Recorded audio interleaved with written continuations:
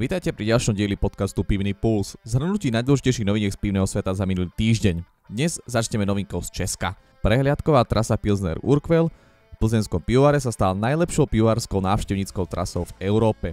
Získala prestížne ocenenie World Travel Awards 2024, ktoré si zástupcovia plzeňského Prazdroja prevzali na gala večere 31. ročníka súťaže medzinárodného veľtrhu cestovateľského ruchu ITB Berlín. Prehliadková trasa Pilsner Urquell vzýšla víťazne z verejného online hlasovania, ktoré bežalo v januári a februári tohto roku v európskych krajinách. V kategórii Europe's Leading Beer Tourist Visitor Experience 2024 uspela v mimoriadne silnej konkurencii prehliadkových trás pivovarov Heineken, Guinness a ďalších značiek. Súčasťou prehliadky plzeňského pivovaru je projekcia filmu o tajomstve výroby presláveného piva Pilsner Urquell v panoramickom kine i možnosť všetkými zmyslami spoznať suroviny, z ktorých sa pivo varí. K videniu je pôvodná medená varná panvica, ktorej bola v roku 1842 uvarená prvá várka plzeňského ležiaka. Varňa zo začiatku 20. storočia a aj moderná varňa z roku 2004. Plzeňský Prazdroj a 5 kláštorných pivarov započali v marcovej voľbe sládkov dvojmesačnú pútnu cestu kláštorným pivarníctvom. Nebyť pivarníkov v kláštoroch pred stovkami rokov, Boh vie, čo by sme dnes pili. V Prazdroji si povedali, že nastal čas im zložiť poklonu, spoločne so všetkými 5 existujúcimi kláštornými pivovarmi v Česku. Špeciál poutnické vznikol spoluprácou plzeňského Prazdroja a 5 kláštorných pivarov v Českej republike. Pivovar Osek, kláštorný pivovar Želiv, kláštorný pivovar Porta Coel, Bževonský kláštorný pivovar svätého Vojtecha a pivovar svätého Norberta na Strahove. Každý z pivovarov na svojej trase uvarí inú variáciu jarného špeciálu a prepojí ich použitím základných surovín kláštorného pivárnictva. Polotmavý poutnický špeciál z plzeňského Prazdroja je inšpirovaný tónmi dymu a chuťou nadymovaného sladu.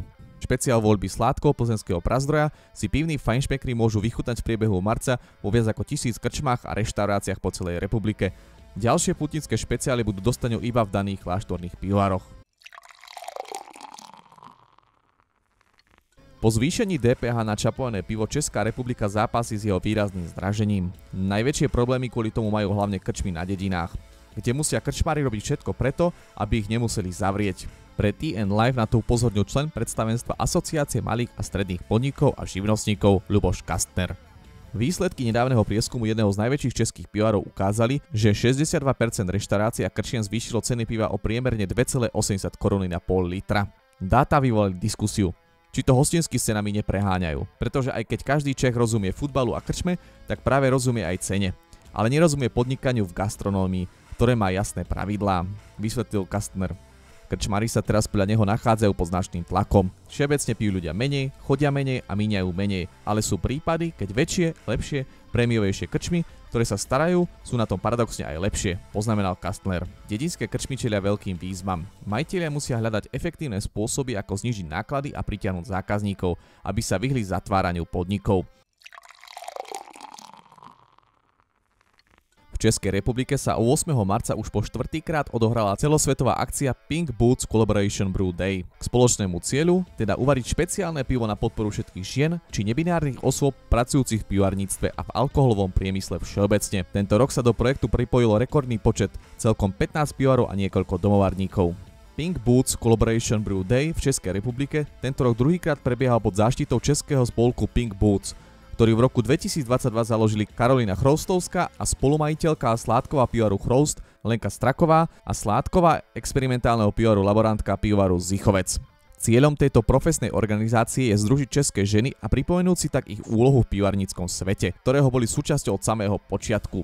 Zakladateľky českého Pink Boots dúfajú, že sa každým rokom bude pridávať väčšie množstvo pivovarov a myšlienka Boots Collaboration Brew Day sa tak bude šíriť ďalej.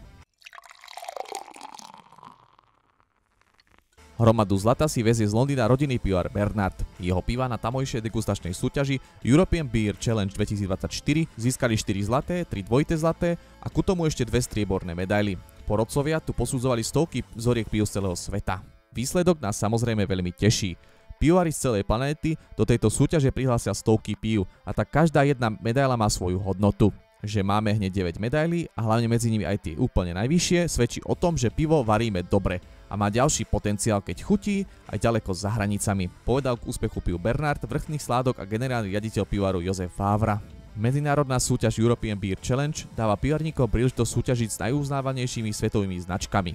Všetky zo stoviek prihlásených pív sú anonymne degustované poprednými európskymi obchodníkmi. Súťaže sa môžu zúčastniť pivári všetkých veľkostí z akejkoľvek krajiny na svete. A na záver jedna pivná zaujímavosť. Prvými pivárkami boli ženy. V minulosti bola výroba piva úlohou žien. Kým muži lovili, ženy zbierali potrebné plodiny a varili pivo. Pivo však vo všeobecnosti bolo považované skôr za ženský nápoj. Muži preferovali víno. To je na dnes všetko, na zdravie a zase o týždeň pri ďalšom dieli Pivného pulzu. A nezabudnite, čo je pre pivo dôležité, vypiť ho.